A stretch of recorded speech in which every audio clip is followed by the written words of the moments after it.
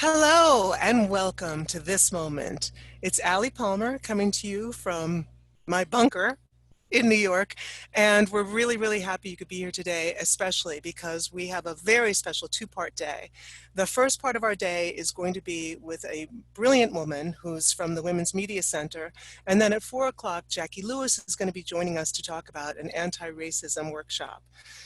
But the reason that we wanted to talk to the Women's Media Center is because media, as we all know, it shapes all of our decisions, it shapes all of our discourse, and it is absolutely vital that it's a place of diverse voices. It's a place that echoes the emotions that are happening among all of us and helps us find solutions together and not just be dictated as we have been for so many hundreds of years in the past. So I am delighted and honored to have with us the Director of Programming of Women's Media Center, and that would be Kate McCarthy. Hello, Kate.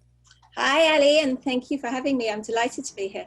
Absolutely. You know, Women's Media Center has done so much in America over the past, I think it was formed in 2005, is that correct, Kate? That's correct. So over the past 15 years, they have done so much to further the voices of women in our American system and have actually been the girding, the undergirding of success for a lot of the structures and scaffolds that we are enjoying now, which I'm thrilled about. It's a nonprofit organization dedicated to amplifying women's voices. But can you tell us a little bit about the history of Women's Media Center, please, Kate? Of course. So the Women's Media Center was set up in 2005 by Gloria Steinem, Robin Morgan, and Jane Fonda. And they were at a conference, they were at a women's conference, and they were watching the screens. I think it might have been CNN. And they were watching the TV, and it was white man after white man after white man in gray suits. And they said, we've been talking about this for so long, we need to do something about it.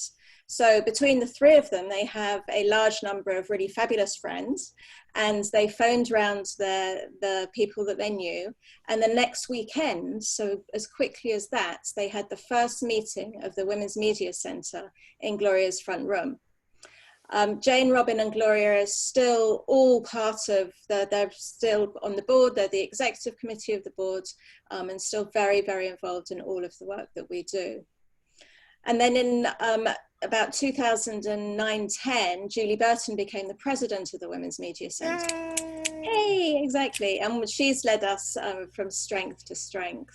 Mm-hmm. One of the things that I absolutely adore about the Women's Media Center and why it's so pertinent here at this moment is because, as you know, we keep asking the question, what are you doing at this moment to help with the vote? How are you helping America be as democratic a place as it can be and making the country more progressive and keeping us in a positive direction? Well, without women's voices in the media, it's impossible, wouldn't you say? Absolutely. I think that if our media isn't reflecting the voices and the views and the stories of the population it is reporting to, then we're not seeing all of the story. And what we find is that women's voices are missing. In our last piece of research, we showed that only 30% of the bylines across the internet, the media, the newspaper media, TV and wires were women. Okay. Which meant 63% of them were male. 30%. And this is what year? You'd think that after all this time, perhaps that we would have progressed a little bit farther beyond that. What do you think are the barriers? Why is it that women are not being at least 50%? I think there's many reasons, but I think a lot of it is that people are stuck in their ways. I think to change anything, you've got to be really intentional about it.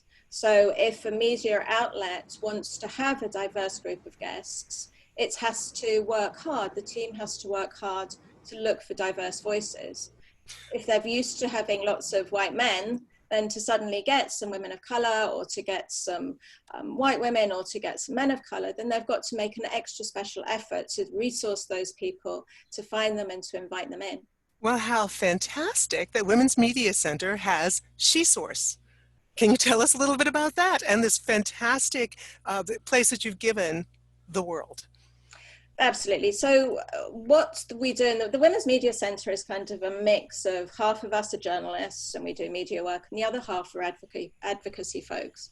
So we're trying to bring about change. And so we do research that highlights the problems within media to try and get media outlets to be to change, to be more reflective of the population.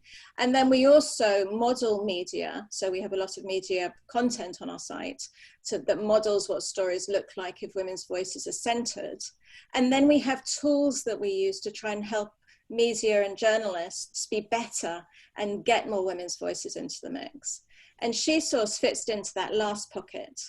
So we have over 1,700 diverse women experts who we connect up with to media on a daily basis. We're always connecting voices and women, and particularly women of color actually, to media outlets who are looking for sources for their stories. And can you walk us through the process?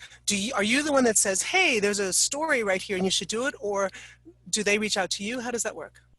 Well, in both ways, really. So we have SheSource is shesource.org, and it is an online database. It's one of the main programs of the Women's Media Centre. So women apply themselves. It's an online application form, and we're always looking for more women experts to join the database. Journalists come to the database and they search it by keyword or by geography or by subject area, and then they fill in a little form and connect up to the expert, and an email will go direct to the expert and her media helper, so the PR person or assistant, and then the journalist and the expert take it from there. So we don't get involved in, is there going to be makeup, is the car going to pick you up, that sort of thing. In addition to that, on a weekly basis, we will send out an email to the thousands of journalists who subscribe to our lists. And we will send them out between 10 and 15 experts who can talk about the stories that are coming up in the next week. You must be very busy right now. Oh, we're crazy busy. We sent a list out on Friday of social and criminal and racial justice experts. Where we had, I think, around 20 women who can talk about all of the different issues that are going on in the news at the moment. And many of the numbers of journalists who've come back to us and say, yes, I really want to talk to this woman or that woman, or thank you for sharing this list, because they were looking to diversify the voices that they were having in their reporting. And as long as that intention is there, then we have hope as a society.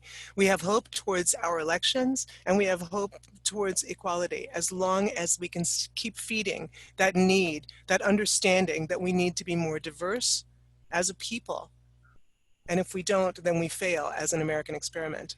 So thank you for everything that you're doing with that. I think that's great. I'm curious, what is the number one most searched field for women's voices, for women's expertise? I think that's a good question. I think that, for us, what we find, it really follows the news cycle. So because we're the Women's Media Centre, people will always come to us if there's something around women in media or something that's particularly pertains to women. Right. But aside from that, when China's in the news and the relationship between the United States and China, we have a lot of experts who can talk about that from a variety of different angles. So that's the issue that we'll hear most of. When we've got experts who can talk, for example, when I think it was VW who was being criticized for making their car seem to be more environmentally friendly than it was, then we had a lot of experts who could talk about that issue, and they were requested by the journalists. So at the moment, it's all about the protests that are going on, police reform, criminal justice issues, but then just before that, we have lots of nurses and doctors and epidemiologists, and so all of the storyline was all around COVID. Right. So it really depends on where the news cycle's at. All right. Well, that makes sense. One of the things that I really have been concentrating on lately is that in the past 3 months, media has played an outsized role in all of our lives because we have been confined in our little bubbles here. It's been media that's been giving us, literally been shaping our concept of what's going on. I think as a nation, we all went through fear together, and then we went through, we're going through all these different permutations and emotions throughout this whole crisis. So yes, again, it is very, very important that we're hearing from all sides. So it's wonderful that you exist. One of the things that people are doing now that they're all closed in, just like this, more and more people are becoming their own sources, or doing their own questioning, or starting their own shows. And I think it's really fantastic that Women's Media Center also does a training. Can you tell the people a little bit about that? Sure. So we have a training called Progressive Women's Voices. And for WMC Progressive Women's Voices, what we do is we select between 20 and 30 women every year who are progressive leaders, and we help them to become more efficient and more articulate in the media. So the women that we work with are experts. They know their subject inside out. Often they're lawyers or they're academics. But sometimes there's a bit of a difference between knowing your subject really well and being able to communicate it clearly and succinctly to the audience you're trying to reach. So what our training does is it helps people build the messaging in a way that tells the story that they're wanting to tell, with the idea of bringing about social change. And all of the women that we are working with are part of that social change agenda, whether or not they are working around Me Too and trying to change things for women as far as sexual assault and harassment is concerned, or whether it's racial justice, or whether it's environmental justice. Or choice. Or choice. Or the ERA. Or the I ERA. was fortunate enough to take the training, and it really was one of the best things I've ever done in my life. Not only for the training itself, but also for the women who were in the room. It was, the room lifted from that energy. There was such excitement about these people from all different, as you say, all different social justice positions coming together to sort of make this Venn diagram of, yes, we can change. And I think more than anything else, to have that hope, that positivity, that the possibility of what we can be, and to amplify that is always extremely important. We have a question here that I would like to, rather a broad question, but it's, can women's media do some clarion call to unite all women everywhere in America right now to do one big action? Wow, that's a big question. That's a big question. It is a big question. I think what we're trying to do is we're really trying to raise people's voices and encourage them to understand that they have a power. So, for example, I was listening to the radio this morning, and there was some Chinese official who was horrifically condescending and sexist towards the previous guest, who he said was working in an irrational and a hysterical way. And the female host of that show turned around and said what he was saying was outrageous, that he shouldn't be putting things in those terms because it was inaccurate and it was the wrong framing. And I was there, I was so livid in the way he was talking about this guest. And if we didn't have a woman there asking those questions, that probably wouldn't have happened.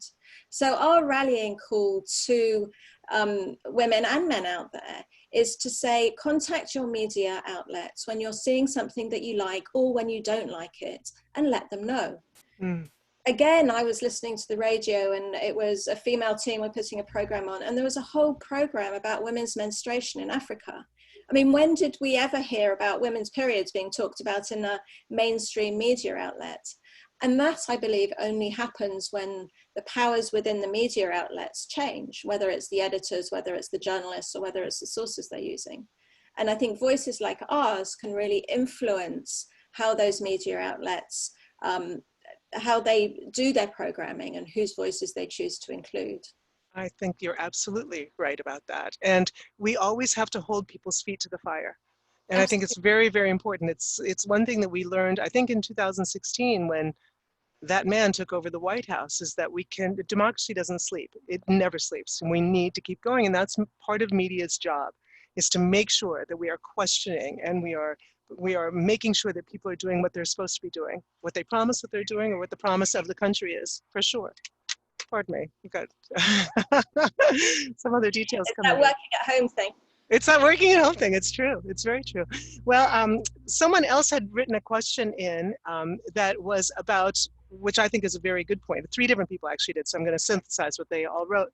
And that was about the media moment that was probably the sound heard around the world when tear gas was used to push away peaceful protesters so that one man could go out and do a media moment with a Bible for a small segment of the country. What was your take during all that as an expert in media? Do you think it was a successful thing for him to do for his base? One of the things that we look at in our training, and you know from doing the training, is that often people in media are communicating to a particular audience. So if you ask, was that successful to me? No, it made me even more concerned about the misuse of power that he continues to do. But did that work with some of the people in the base that he's trying to talk to? I don't know. And I think what's really important is for all of us to be very clear in the way that we communicate, whether that be by social media or in other places, to be very clear about what we saw and to be very clear about doing things accurately or challenging inaccuracies. So they've been saying that they didn't use tear gas, but when you look into it, they didn't use tear gas canisters, but they used exactly the same chemicals in a different form. So it was tear gas, just delivered in a different way. Mm. And that's the sort of inaccuracy that is being spread. And it's the sort of inaccuracy that we need to challenge, and we need to make sure the right information's out there. And what do we do, Kate, when people are turning away? It used to just be Walter Cronkite. There was one source of media. Now that there are so many, and plus social media with all these different sources, how do we find a true path through all that?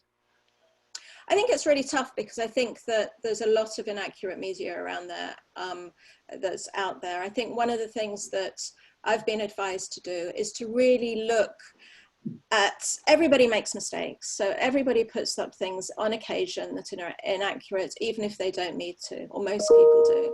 But the people who I trust most are the people, when they know they've said something that's inaccurate, will turn around and say, hey, sorry, I made a mistake. I shouldn't have shared that article. It was wrong. Here's the correct information. The New York Times does it on a daily basis. I trust that the New York Times is doing everything they possibly can to put accurate and truthful information out there. But partly because when they make a mistake, they own up to it and say, hey, listen, there's a whole list of errors in almost every paper, that there's something that's slightly wrong in what they've done. So that's what I look out for. That makes good sense. I have one more question, and then we're going to be running out of time. From California, with the decline of ad revenues, does the news need to become citizen-sponsored? It's hard to imagine donating to network news like we do for NPR. I love NPR, and I love the fact that it gets a lot of money from its readership. And I do think that media is in a really tough place. I think particularly local media and local journalism is really, really struggling. And yes, we used to pay for the newspapers that funded it, and that used to get ad revenue. So we were paying for it in a way.